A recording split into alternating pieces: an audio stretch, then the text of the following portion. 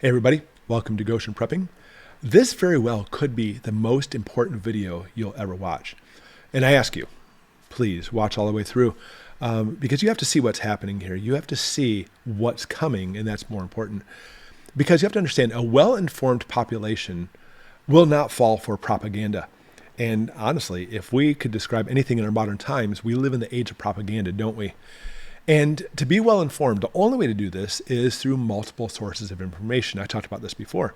I'll even read mainstream media stuff, watch their videos, and people are like, how could you? Because you really need to get all viewpoints. I mean, if anything, mainstream media is really good at putting out a bunch of crap, but at least you can see where they're heading with their crap, and you can kind of understand their mentality of what they're trying to do, which often is nefarious. Okay, so it used to be, let me give you a quick history lesson. It used to be there used multiple news outlets. I mean, both newspaper, television, etc.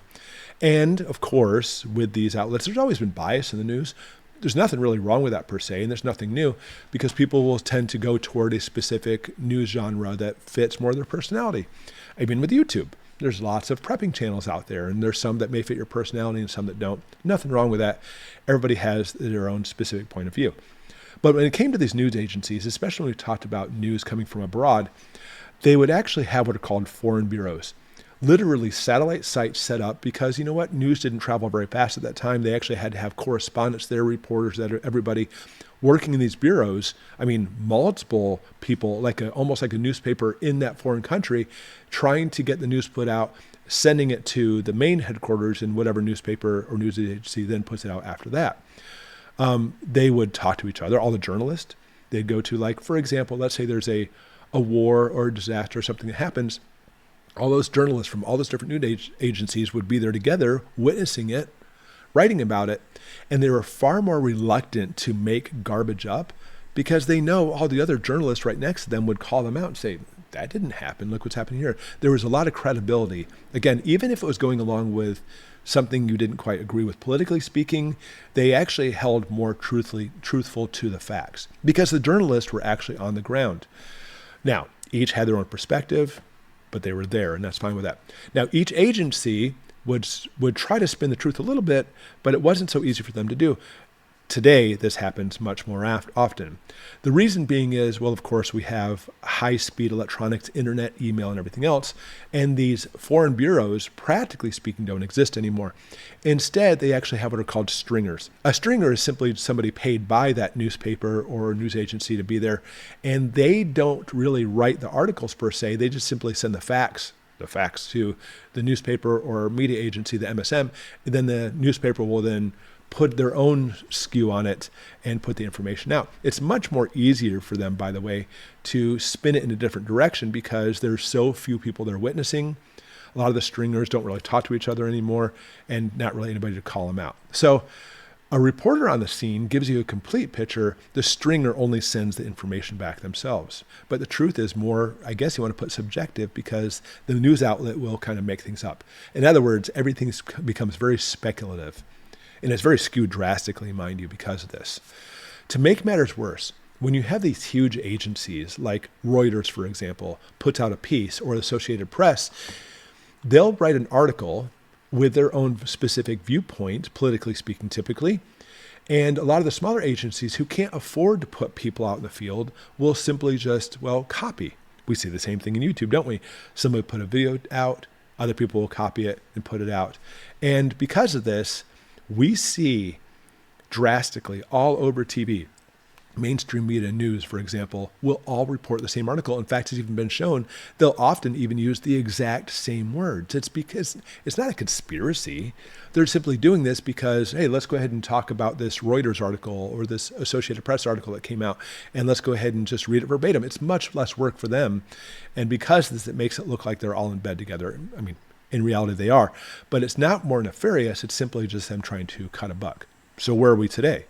Today, you turn on your TV. You turn on your laptop. Wherever your news comes from, and that's the key, it's not really a single news source anymore. They're all conglomerated together. And you can't trust any of them. You can't trust mainstream media. It is so skewed because they actually get all their information in one place. Even YouTube gets it all from one place. And this is someone from YouTube. I'm putting out videos as much as I can. I do try to talk about what's happening in the world, but again, always try to put it on a view of preparedness and being ready for these kind of things. But it's very difficult to put out what truly is called truth. And it's difficult for you to do that too. There were other channels, and I'm not knocking anybody. We weren't there. In those situations, like even the other day, I was talking about the fires in Maui. And what I'd heard from one channel on YouTube, they were saying, oh, it was a direct energy weapon trying to take properties away from the actual natives who lived there, because that one city was mostly from actual native Hawaiian people. And I had somebody on the channel that said, what are you talking about? I live here in Hawaii. That one place is not mostly native at all. And so there you go. Because one person will say it on YouTube or mainstream media, and everybody will just follow after that. Jumping on bandwagons. I've talked about this before. I am all about not jumping on bandwagons. And especially when it comes to this thing in Hawaii, I made a video yesterday. If you haven't watched it, make sure you look at it. It talks about how all these things, as far as what caused it, that's the distraction. Don't fall for it. We need to instead talk about how to prepare, how to do what we need to make sure that we don't get caught into that same situation. Okay, so anyways, there's your news. You have to, everything you should look at, you should be careful, worry about mainstream media, of course, what they say, and try to have multiple things coming out. Okay, here's the problem. And think about it this way. People in our country are mostly zombies. Who likes a good zombie movie? In other words, they blindly follow anything. They don't really have any real higher thinking power, so they just kind of like follow along and do whatever they're kind of told. Think about it that way. Granted, zombies are motivated by like eating you, but the real zombies are motivated by, well, whatever they're told to do. Their government, mainstream media, etc., always tells them, do this and do this and do this. And they're like blindly follow, yes, I'll do that. And they become these mindless automatons. And the main controllers of those puppets would be, for example, the mainstream media. They're zombies. They will eventually come after you too, by the way, because think about this. They are so well versed in what the mainstream media tells them. And look, everybody's talking about this. CBS, NBC, Fox News, it doesn't matter. The list goes on and on. All these newspapers are all saying the same thing. Of course, I'm going to believe it. So when you come across as saying, that's not what's happening here, you're looked at as a nut. And they'll come after you. How many out there, put in the comments below, by the way, how many out there have been attacked for simply just trying to lead a controversial view on something, trying to at least to wake up the zombie's brain, saying maybe you should think about this. And you'll get attacked for this. And then, even worse, you find a lot of people in the prepping community, no matter what mainstream media says, they'll always go in the opposite direction. That you're still a puppet, mind you. Think about this. They say go left. Well, I'm not going left. I'm going right just to spite them. So mainstream media, they'll say, well, let's tell them to go right. And then they'll go left. You're still a puppet for them. You're still doing what you're told because you're going opposite. You need to make your own decisions and have your own brain. Okay, so where's this going? All this is leading to talking about our friends, yours and mine, who are trying to control our lives for the better, called the World Economic Forum. And one of their subsidiaries is called the World Federation of Advertisers.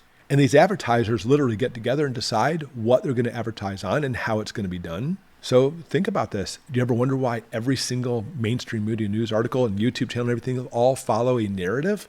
It's the narrative literally pushed by the World Economic Forum. And a lot of people think the WEF, World Economic Forum, is trying to push things this way, but you know what? It's not going to happen. They're already doing it. And they're doing it through the World Federation of Advertisers. And the World Federation of Advertisers decides what gets put out and gives a credit rating for everything, so to speak, as far as what's reputable and what's not. A lot of people think the WEF is this lame duck thing who try to control the world. They're already controlling the world, literally. And one of the ways they control that is through GARM. And you can see here, GARM, its fingers stretch out all over the place and literally control everything. They're already here. So as YouTubers, or maybe you're on Facebook, if you go anything against what they put out as far as the narrative goes, and trust me, we've had this happen with us too, you can be demonetized, or even more so, get banned or blocked. We have to be very careful with our words. If you don't believe me, ask other YouTube channels too. Some don't care, and they'll just throw out everything, and next thing you know, the channel disappears. I want to put out the truth. But it's very difficult. I mean, people say you should go on Rumble, and I do go on Rumble. Our videos are on there too, but Rumble, even still barely has anybody watching it. Okay, so let's take this to the next level. And here's where we're going with this, and here's the most important lesson you can learn from this whole situation. Businesses in our country, by the way, have a right to refuse service. Do you guys know that? It can't be based on the things that they've dealt with in the past, like race or religion, etc. Of course, back then it was done for completely wrong reasons. But if somebody comes into your establishment and causes trouble, as a business owner, you have a right to say, you know what, you need to leave. You can do that. Like, for example, in a small town, a bully keeps coming into your diner. Maybe that bully doesn't even actually cause problems in your diner, but it makes the other patrons nervous. He's in there and such. You can actually tell that bully to leave. I'm not going to have service to you because you cause so much trouble in this town. I'm not debating if it's right or wrong. I'm simply saying they have the right to do that. They can deny that bully service just for the fact that the people in that diner, here I'm going for this, are feeling unsafe. The government can't, however, they cannot do that. They can't refuse service. So what they do is they have all the corporations do their dirty work for them. And here comes the American version of the social credit score. The Chinese version is very blatant, put up by the government. They can do that because they're a socialist country. And if you go against the system, well, they'll start shutting down getting money to your account. You can't travel outside your province, etc. The list goes on. Our government can't do that so easily. But right now, the government is in cahoots with corporations, and the corporations are more than happy to do that for them. We've already seen that in the last 3 years, haven't we? Now, unfortunately, we have these things called small businesses coming into play. And in our town, we have a small town grocery store. We go shop there. They're super expensive, but it's a lot of local people and everything. They may actually be more in line to basically serving us. But think about the major corporations and think about what might be coming. Think about this. The World Economic Forum puts out guidelines on how we should act and what we should believe. And they do this through their Federation of Advertisers, which have a direct connection to all these corporations. You decide, I'm not going against I'm going to go against the WF. I don't believe this is happening. The government can't really stop you per se, but these corporations very well may be in the future. They may turn it off and say, you know what? You can't come in and shop at our store. You can't come to Walmart or Sam's or Costco or Aldi. The list goes on and on. Now, how can they ban you? Because you could simply say, I'm going to go in there and I'm going to buy stuff with cash. I watch Goshen Prepping. Because of this, I got in trouble. They know if I use my credit card, I've been flagged. I can't buy in that store, so I'm going to sneak in and use cash. Do you understand why they are actually now trying to push the central bank digital currency? They literally are setting their ducks up in the row. It's like a chess game. They're putting all their pieces. We can see the pieces coming to our side, and we know as their main pieces are surrounding us, we know something nefarious is coming. We're not sure what. This is the what. They're now setting it up. Of course they are. I mean, even through electronic currency, through PayPal and stuff, we've already seen the problems with that too. They're making it so through Facebook, Google, YouTube, PayPal. By watching Goshen Prepping, I have a bad credit score now because that's a bad channel, or name whatever channel you want to talk about. And these same conglomerates like Google have a connection with the banks and the credit cards, and everything's digital currency now. Guess what? Good luck going to that store and buying anything. It's what's coming. They're going to ban you, not through Google, even though that will happen, not through YouTube, even though it will happen, but from actually buying or selling anything through the store. You can't go to a yard sale and buy the stuff there because guess what? The yard sales will require FedNow digital currency to do that too. We're heading to a situation where literally because digital currency is on its way and because we already see these bannings and blockings happening now, the government said, I'm not doing it, but the corporation is doing it for them.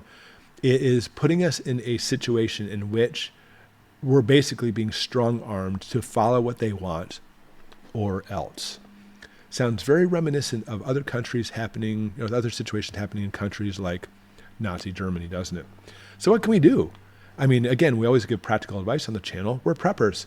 How can we prep without corporations? That's the key. And you need to find a way to, at least right now, while you can, stockpile as much as you can, but you must learn to be self-sufficient.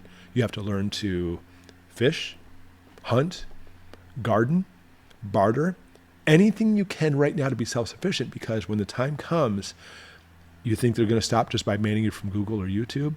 No, they're going to start banning you from all these corporations. And then you have to do whatever you need to. As they eliminate small businesses, the corporations will take over even more. And then guess what? Now they have you. It's checkmate.